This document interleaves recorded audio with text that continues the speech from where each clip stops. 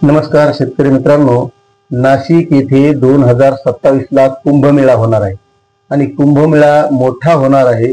त्यासाठी शासन सुद्धा तयारीला लागलेलं आहे। म्हणजे आणखी 2 वर्षे बाकी आहेत। मात्र आता प्रयागराजचा जो काही कुंभमेळा झाला त्या धर्तीवर चांगल्या प्रकारचा कुंभमेळा व्हावा, तेथे सर्वांना सुविधा मिळाव्यात, त्यामुळे शासन त्याची तयारी आतापासूनच करत आहे। तर मित्रांनो, तुम्ही म्हणता की हे कुंभमेळ्याचं कशाला सांगायले, तर मित्रांनो, कुंभमेळ्यावरच आधारित आता पुढची माहिती आहे। तत्पूर्वी तुम्हाला एक विनंती आहे की तुम्ही जर आपल्या चॅनलवर नवीन असाल तर चॅनलला सबस्क्राईब करून घ्या, कारण आपण या चॅनलच्या माध्यमातून शेतकऱ्यांविषयी महत्त्वाची माहिती आणत असतो।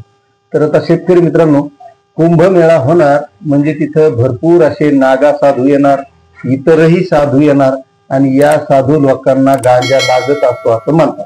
आता यांना गांजा लागणार म्हणल्यावर तिथं चांगल्या प्रकारचा गांजा मिळाला पाहिजे।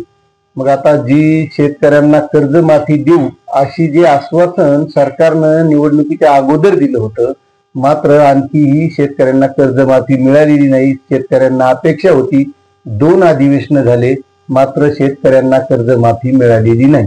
आणि त्यामध्येच आता अजितदादा पवार यांनी तर सांगूनच टाकलं की या वर्षी कर्जमाफी मिळणार नाही, याच वर्षी नाही तर पुढच्या वर्षी सुद्धा मिळणार नाही।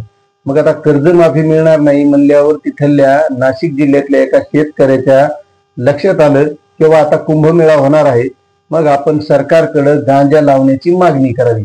म्हणून त्या शेतकऱ्यानं नाशिक जिल्ह्यातले येत असलेले सिन्नरचे आमदार म्हणजे सध्याचे कृषी मंत्री माणिकराव कोकाटे यांची भेट घेतली आणि त्यांना निवेदन दिलं की आम्हाला गांजा लावण्याची परवानगी द्या, कारण आता आपल्या 2027ला कुंभमेळा होणार आहे आणि इथं चांगले नागा साधू येणार आहेत, यांना गांजा लागतो प्यायला। मग त्या गांजाची लागवड करण्याची परवानगी आम्हाला मिळावी, मग आम्ही चांगला गांजा त्यांना पुरवू आणि गांजाच्या माध्यमातून जे काही उत्पन्न मिळेल मग त्या उत्पन्नावर जे आमचं पीक कर्ज आहे, जे अजितदादा पवार यांनी 31 तारखेपर्यंत भरायला सांगितलं होतं, मात्र आमच्याकडे सध्या पैसे नाहीत, मग ते गांजा लावून आम्ही हे पीक कर्ज भरू आणि उरलेले पैसे आमच्या शेतीला वापरू, असं तेथील डॉक्टर विजय शिंदे या शेतकऱ्यांना कृषी मंत्र्यांना निवेदन दिले आहे। अशी ही महत्वाची माहिती होती मित्रांनो। माहिती तुम्हाला कशी वाटली आणि गांजा लावायची परवानगी खरंच सरकारनं शेतकऱ्यांना द्यावी का, याबद्दल तुम्हाला काय वाटतंय नक्कीच कमेंट करा। चॅनलवर नवीन असाल तर सबस्क्राईब करा, लाईक करा आणि इतर शेतकऱ्यांना हा व्हिडिओ शेअर करा। धन्यवाद।